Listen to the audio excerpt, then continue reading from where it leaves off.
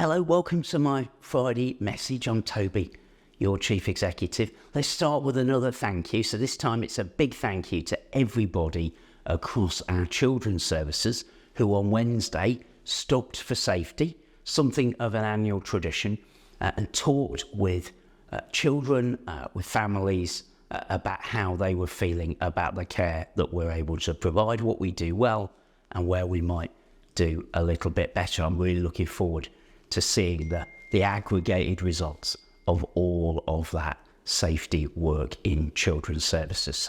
So thanks a lot.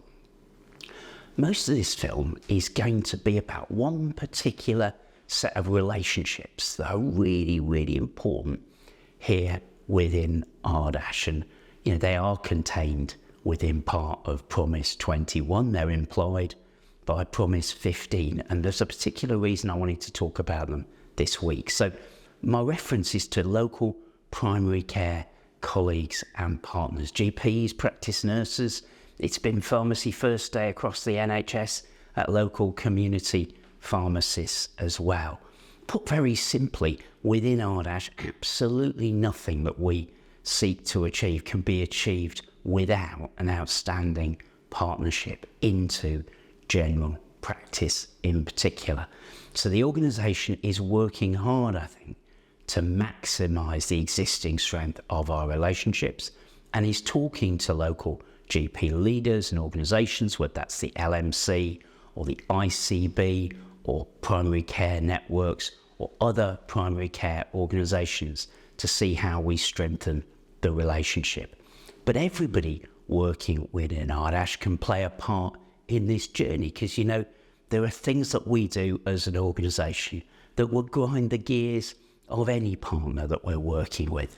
I'm talking, for example, about our paper forms.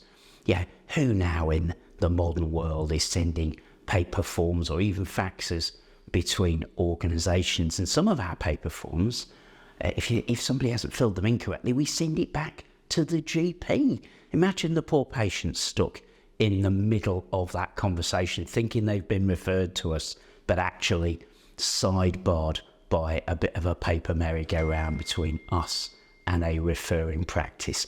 So we've got some real work to do in the year ahead to get to the heart of that relationship, hence the picture behind me, and making sure that we're really working in our patients' best interests, and we're treating as precious the time of our primary care colleagues.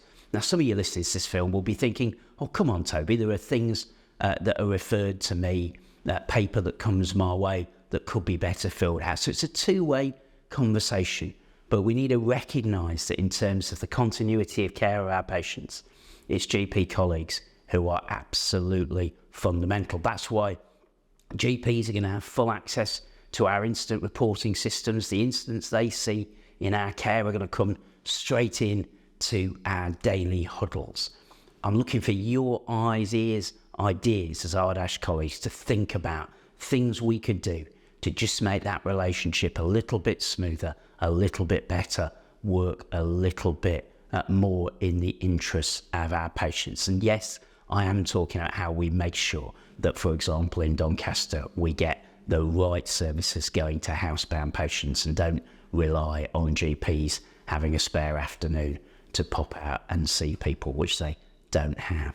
I'm going to put GPs right at the heart of the leadership of the organisation. So this week, we placed the advert for a number of lead medic roles within our directorates and a medical director role within our care groups that are specifically targeted at local primary care leaders. And I'm pleased to say we're also seeking to make sure that one of our non-executive directors is a local practicing GP. So this isn't a passing Friday message or a bit of an enthusiasm on one day for your chief executive. This is about resetting, deepening, developing a set of relationships that need to be at the heart of local health and care. Now, I promise you tomorrow it'll be sunny in Scunthorpe for yet more trees being planted in the gardens of Grey Oaks. The best of luck to the team who are doing that. You're wondering why I haven't mentioned appraisal and PDR for a few videos. Details on the screen.